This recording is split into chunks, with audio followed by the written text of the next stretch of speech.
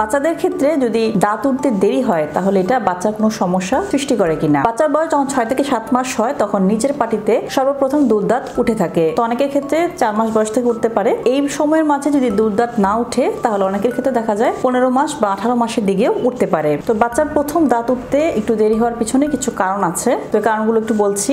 এক নাম্বার, যদি বাচ্চার বাবা মা বা ভাই বোনের ছোটবেলায় দাঁত উঠতে দেরি হয়ে থাকে তাহলে সেই ক্ষেত্রে বংশগত কারণ হিসেবে বাচ্চারও দাঁত উঠতে দেরি হতে পারে। 2 নাম্বার, বাচ্চা যদি প্রিম্যাচিউর হয় অর্থাৎ সময়ের অনেক আগে যদি জন্মগ্রহণ করে তাহলে সেই ক্ষেত্রে দাঁতের যে প্রধান উপাদান এনামেল সেটা কিন্তু সঠিক তৈরি হয় না, যার জন্য তখন পরবর্তীতে বাচ্চা দাঁত উঠতেও কিছুটা দেরি হতে পারে। 3 নাম্বার, বাচ্চার শরীরে যদি ভিটামিন এবং মিনারেলসের ঘাটতি থাকে যেমন ক্যালসিয়াম, ফসফরাস, ভিটামিন ডি, সেক্ষেত্রে কিন্তু এই দাঁত উঠতে দেরি হতে পারে।